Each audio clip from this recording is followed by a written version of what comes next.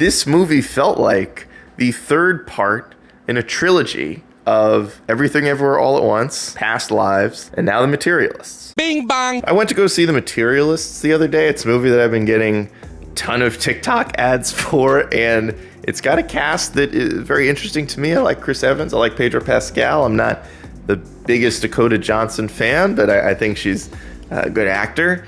And I had seen that I thought this movie was a romantic comedy, which I love rom-coms. I've done a lot of reviews on the channel of rom-coms that I thought were really good.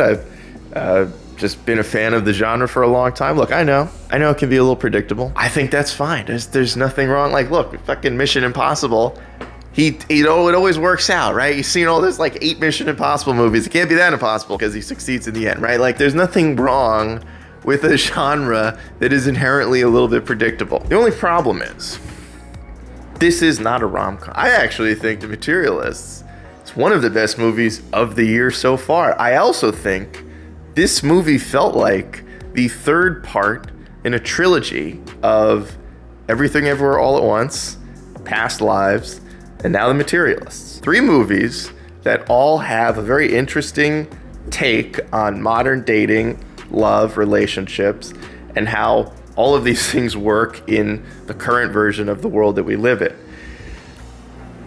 I don't know how you market a movie like The Materialists. And some of this video will be about the movie itself, which I thought was very good, obviously, but a lot of it also is just my confusion with movie marketing as a whole, because I've seen a lot of videos other people did of The Materialists saying that they were like blindsided, which I understand, because if you've seen the ads, you've seen the cast interviews, you see the cast in general, these are all people with funny chops and can do comedy, and a woman and 2 guys, and she has to pick one. Like, that's rom-com, but like, it's not it's not a rom-com. And honestly, thank God it isn't, because that's where this movie really shines, in its realistic depiction of modern day romance. And very much by design. I feel like the casting of Pedro Pascal and the role that he plays in this film, and the casting of Chris Evans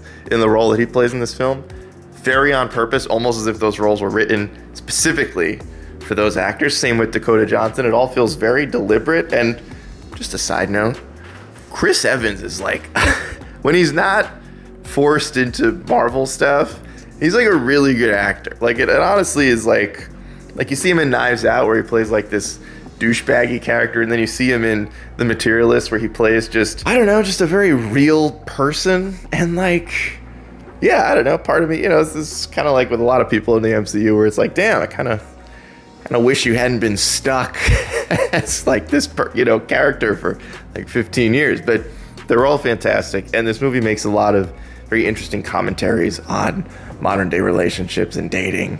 Perhaps people being overly judgmental or too materialistic, it's in the fucking title of the movie, about what they're looking for, and maybe being unrealistic about what they're looking for, or maybe not even really knowing what's actually important in relationships in general. It's kind of funny, because the movie works well in the sense that, like, it wants you to look deeper than the surface level of what it seems like it's about at first, which is this woman who works as a matchmaker, just recruits people to, potentially join her clientele and match them up, and sort of like what she discovers about herself doing that job. Films like this are hard to market, because there's maybe like 3 actual funny moments in the whole movie, like legitimately written punchlines that hit. Like, when the movie wants to be funny, it can be funny, but it's not really supposed to be. And I think maybe part of this is like, it's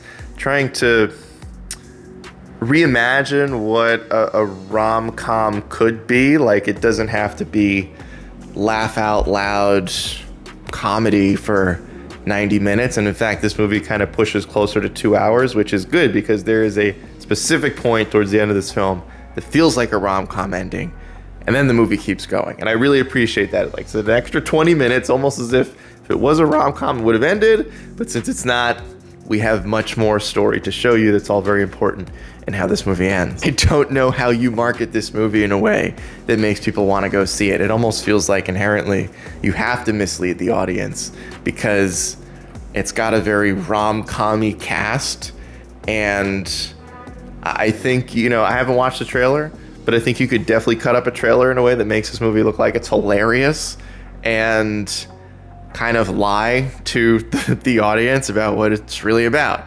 And that's unfortunate because, look, a lot of these kinds of movies don't make any money. So even though I think they're amazing, I don't know if there's a way you edit this or you edit a trailer where it makes people understand that the movie is a little bit more serious, kind of like Past Lives, but also still interests them in going to see it. If you haven't seen The Materialists, and you can still find it playing, it's really good. It has a very deep story, a story that I think almost warrants watching the movie twice so that you can reinterpret how these characters are speaking about things as the film goes on, kind of knowing what direction everything goes in. It's just a really well-made movie. I will say within the first 5 minutes, I wasn't sure if I was in the right theater because the opening to this film is like, wait, what?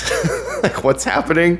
But stay in the theater because you're in the right one. It just has a very unique opening for a movie like this, but one that makes sense and one that kind of ties it all together. I really enjoyed it. I'm glad I went to see it. I'm glad that, you know, somebody like me who likes rom-coms gave this movie a chance, not really thinking that it wasn't I didn't really think it was a rom-com, but I just wanted to see kind of how it carefully towed the line of like what that genre is and what it can be. And I think, you know, kind of where a lot of these movies succeed for me is pushing what the audience thinks that genre can be. Like, that's one of the reasons I like horror movies, is that they're so wide-ranging because it's all very subjective. Like, what do you find scary? I think that a movie like The Materialists is also very much like, what do you find funny about romance? Like, is it funny? Is it devastating? Is it exciting? Is it scary? I think that there's a lot to be said for